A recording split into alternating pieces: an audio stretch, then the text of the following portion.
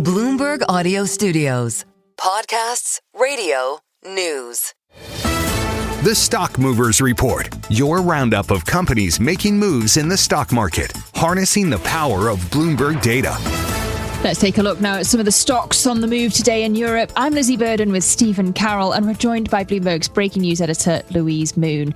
Louise, I want to start with Burberry, because it looks like investors are actually convinced by the CEO's turnaround plan. I didn't know if we could have faith in Joshua Schulman when he came over from Coach and Michael Kors. Indeed, yeah. I mean, judging by the share price this morning, they're leading the gains on the FTSE 100. So Burberry shares reacting quite well to what was quite a strong third quarter. So sales picked up more than expected, and a lot of that was a big boost from China. So a pickup in sales in China, growth doubled versus the last quarter. China's obviously a very crucial market for a lot of luxury companies, and particularly Burberry. They've kind of typically relied heavily on demand from China. So as you say, it's being seen as another sign of a turnaround is taking shape. So the CEO, he joined in mid-2024, and he's been taking Burberry back to its basics, back to its core. So trench coats, scarves, tartan, really, doubling down on the Britishness of it. You can see people like Olivia Colman in their adverts. So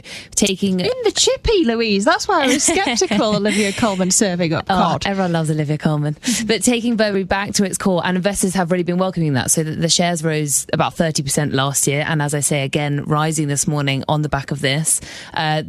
One thing to note is they didn't upgrade anything in terms of looking forward, but one analyst was saying that they don't see that as a negative. Burberry have already said that they want to leave themselves some firepower to invest. So this turnaround taking shape as Burberry goes back to trench coats, scarves and tartan. Well, let's go from fashion to chocolate, and a third CEO in 5 years for Barry Callebaut in Switzerland. Two of my favourite topics, Stephen. So Barry Callebaut shares up almost 5%. This is one of the world's biggest bulk chocolate makers. As you say, their third CEO in less than 5 years. So they've appointed Hein Schumacher, the former boss of Unilever.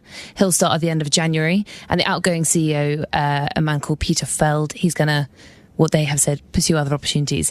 Essentially, this is all coming amid the record cocoa prices, volatility that have been that the market's been grappling with, and the outgoing CEO had tried to mitigate this by restructuring the business to prioritise higher margin chocolate making, but still volumes have been falling more than expected. So analysts are saying that trust in his leadership has been eroded for quite a while. So a change was not long overdue. It was needed.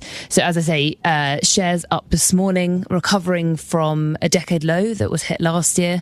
Although if you look back more historically, they're still way off a peak that was hit in 2021. So Schumacher's got a big task ahead. He was pushed out of Unilever last year. The board wasn't satisfied with the restructuring that he was trying to put in place there. But he's been in the consumer industry for a long time. He's got a lot of experience. He's got a lot of relationships, particularly with some key customers for Barry Callebaut, and so analysts are welcoming this. That they're welcoming this new CEO, and some hope for some change there. And Louise, a slide for Danone. Tell us more. Yes, Danone fell as much as 12% this morning, and then they did trim some declines after that, but a big fall in early trading. Traders are pointing to, there's been some commentary around an announcement by the Singapore Food Agency. This actually came earlier this week, but it seems that the connection with Danone is only really being made now, and essentially the Singapore Food Agency recalled some more infant formula products, and one of those products that will be impacted by that is one of Danone's. So that's one thing that's weighing on the stock. Another thing is Bank of America also reiterated their underperform rating for the company. They're citing a different factor. They're citing a drop in China's birth rate. So obviously the decline in births will exacerbate stress on the market, on the infant milk formula market. So if you look at the analyst ratings, they've now got 11 buys, 10 holds and 5 sells. So at the top, quite a tie. So falling on the back of that. The Stock Movers Report from Bloomberg Radio.